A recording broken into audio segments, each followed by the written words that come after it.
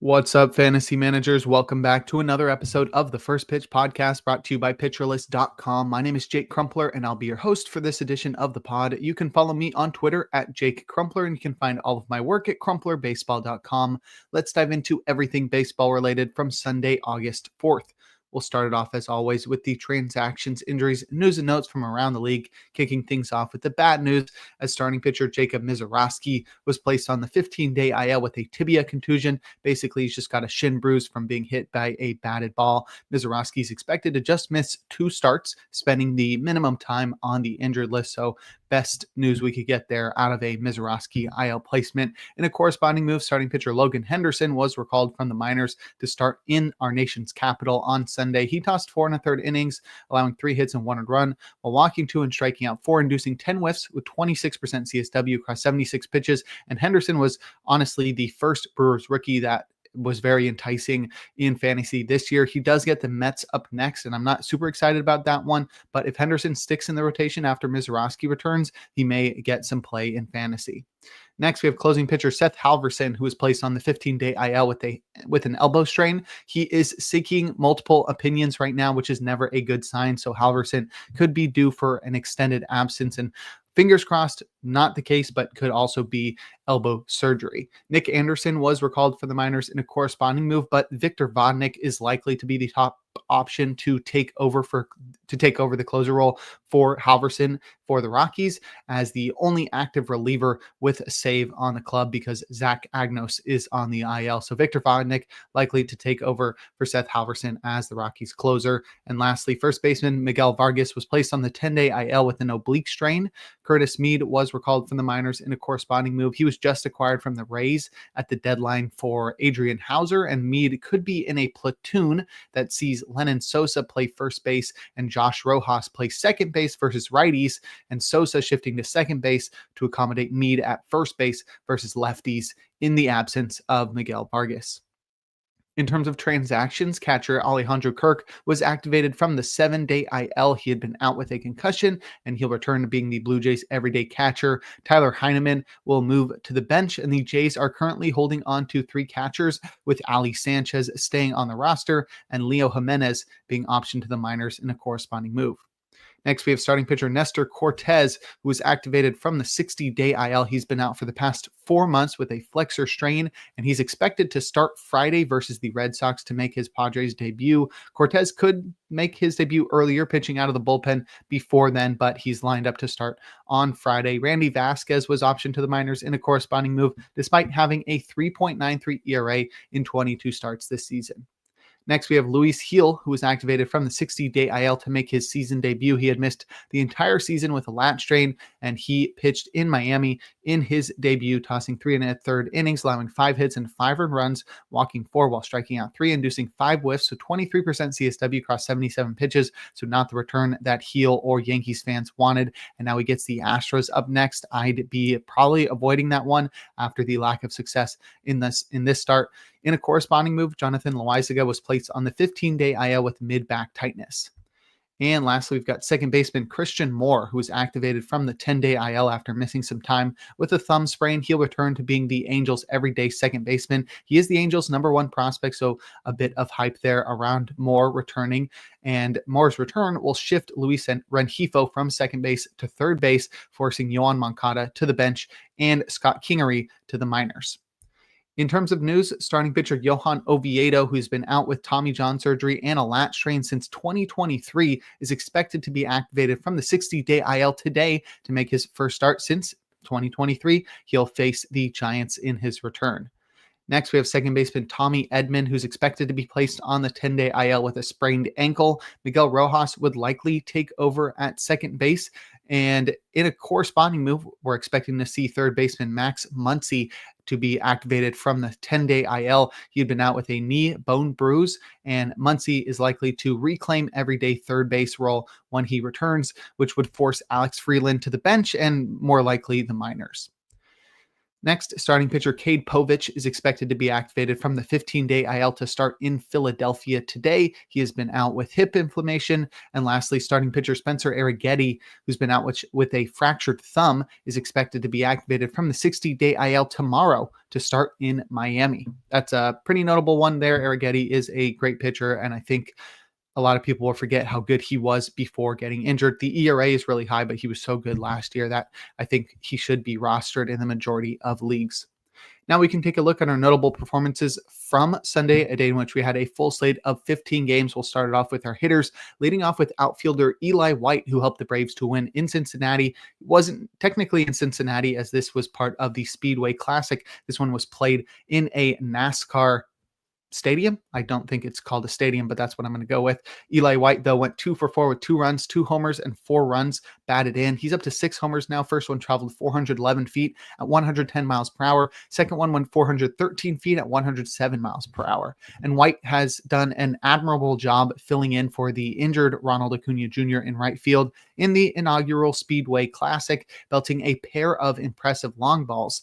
It initially looked as if White might have to split time with Jared Kelenic in the outfield, but he's played every game in the absence of Acuna. White is not your prototypical power hitter, as the 6 homers he has on the season now are tied for his career high that he set back in 2021 with the Rangers. But White has made strides this year to become more than just a speedy base runner with good defense. And most notably, the 110 mile per hour homer he hit yesterday was the hardest hit ball of his career. White may be worth rostering for the few weeks that Acuna spends on the shelf because of his solid power speed ability, but I would only target him in deeper leagues, as his power is iffy and he doesn't contribute in enough categories outside of stolen bases. And lastly, we have outfielder Julio Rodriguez, who helped the Mariners to win against the Rangers, going 2 for 4 with a run, a home run, 2 runs batted in, and a steal to complete the combo meal. He's up to 20 homers and 21 steals on the season. His homer on Sunday traveled 391 feet at 104 miles per hour. And Rodriguez struggled to live up to his standards through the season's first 3 months, batting just .258 with 11 homers, 13 steals, and a 107 WRC+, leading many fantasy managers to panic a little bit regarding their likely first-round pick from the spring. A big part of that, his struggles, was a barrel rate that was stuck below 8%, hinting at a Rodriguez with sapped power. And while he hasn't returned fully to his previous form, his power has returned since the calendar flipped to July, as Rodriguez has batted just .226, but that's been accompanied by 8 homers and 7 steals, now 9 and 8 in that regard, as well as an improved 117 WRC+. And most importantly, it's all been supported by a 13% barrel rate and a 52% hard hit rate. It's also worth pointing out that his .254 BABIP during that time suggests that Rodriguez has been pretty unlucky despite the improved performance. And I don't think I'd be worrying about Rodriguez moving forward, especially with the extra offensive support he has around him in the Seattle lineup post-deadline with Josh Naylor and Eugenio Suarez joining the fray. And I don't think a second 30-30 season is out of the picture just yet for Julio Rodriguez. But if you'd like a breakdown of other notable hitting performances from Sunday, check out the Daily Batters Box article over on PitcherList.com. Now we'll head to the mound and check out some notable starting pitching performances, opening with Joey Cantillo, who did all he could, but the Guardians lost to the Twins. He tossed 5 2/3 innings, allowing 6 hits and 4 runs, walking 2 while punching out 9, inducing 19 whiffs with 38% CSW across 91 pitches. And it really looked like something was wrong with Cantillo in his last start, as he struggled while dealing with diminished velocity. Well, no need to worry anymore, as Cantillo earned the golden goal on Sunday, earning the Gallows pole by leading baseball with his 19 whiffs and the King Cole by leading baseball with his 38% CSW. Cantillo's low 90s heater succeeded on Sunday thanks to his 7.5 feet of extension, producing 4 whiffs with 28% CSW while getting 6 outs on 8 balls in play. Meanwhile, his changeup was cooking low and arm side to righties, inducing 11 whiffs with 61% CSW. His curve was dope as well, returning a called strike or whiff on half of its offerings. And Cantillo was just absolutely dope on Sunday. And he's super underrated because he was used out of the bullpen early in the season, and he doesn't throw particularly hard, but his extension makes him pretty unique, and his changeup is one of the better slow balls in baseball. And I think I'd be jumping on in the majority of deeper leagues, especially with the White Sox on deck. And next we have Joe Boyle, who did all he could, but the Rays lost to the Dodgers. Boyle tossed 5 shutout innings, allowing 3 hits and 2 walks while punching out 2. He induced 3 whiffs with 32% CSW across 71 pitches. Holding the Dodgers scoreless is a notable feat for any pitcher, and even more so for a young pitcher with intriguing stuff like Boyle. He has a high-octane fastball that can touch 100 miles per hour, and while it didn't record more than 1 whiff on Sunday, it thrived around the zone, going 6 out of 8 on balls in play, 6 out of 8 outs on balls in play, while stealing 9 called strikes for 24% CSW. But it was Boyle's slider that was his savior, landing in the zone constantly, allowing the pitch to return an 86% strike rate, taking the pressure off his uncontrollable heater to earn strikes.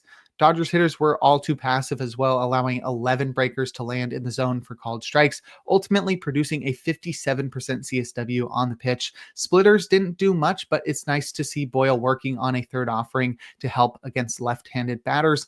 Boyle throws hard, but he doesn't have a ton of control nor a deep arsenal, which often prevents him from qualifying for wins. Not allowed to go deep into games. However, I trust the Rays to make him dope, and he just took down the reigning World Series champions. And with the Mariners in Seattle up next, I honestly think that could work, but only in deeper leagues. If you'd like a breakdown of every single start from Sunday, give the Plus Pitch podcast a listen and check out Nick's daily SP roundup over on pitcherlist.com. Now we'll head to the bullpen and check out their relievers that got saves and the closers that pitched outside of save situations or blew their saves. Starting with the former, Ben Kasparius recorded his second save by getting the final out of the game after Blake Trinan loaded the bases, recording his 4th hold in the process. Raisel Iglesias recorded his 14th save with a scoreless 9th. Erasmo Ramirez got the final 2 outs of the game for his first save of the season after Michael Tonkin worked into trouble attempting a save. So Ramirez got the first save for the Twins since the departure of Duran and Jax. Kyle Nelson recorded his first save as he worked around a solo shot in the absence of Kevin Ginkel. Not sure why Ginkel wasn't used in this one, but the Diamondbacks have been a little bit afraid to use him on back-to-back days. Robert Suarez recorded his MLB leading 32nd save with a scoreless 9th. Andres Munoz pitched a hitless 9th for his 25th save. And speaking of Duran, Yohan Duran pitched a perfect 9th for his 18th save. In terms of closers to pitch outside of save situations or blow their saves, Jose Ferrer allowed a pair of runs while pitching the 8th down by 11. He hadn't pitched since last Monday, so this was clearly a maintenance outing, and he's still likely the closer for the Nationals. Jeff Hoffman pitched a scoreless 9th in a tie game that the Blue Jays would go on to lose in 10 innings. Carlos Estevez allowed 2 runs, one of which was earned while pitching the 10th inning up by 5. Ronnie Henriquez pitched a perfect 8th up by 4. Calvin Fauché has the Marlins' last 2 saves, which hints at Henriquez losing his grip of the closer role in Miami.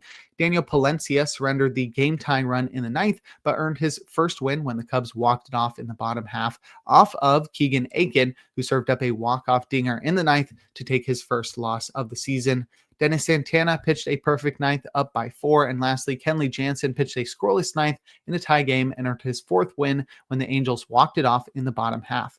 But if you'd like more information on relief pitchers, check out Rick Graham's weekly articles over on pitcherlist.com.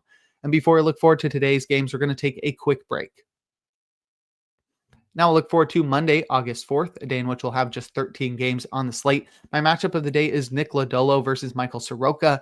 Lodolo's been on fire recently, and the Reds are doing their best to stay in the postseason hunt. So in this interdivision matchup, it'll be interesting to see how Lodolo does, and I'm excited to see Soroka make his Cubs debut as well. So this should be a fun matchup, Lodolo versus Soroka.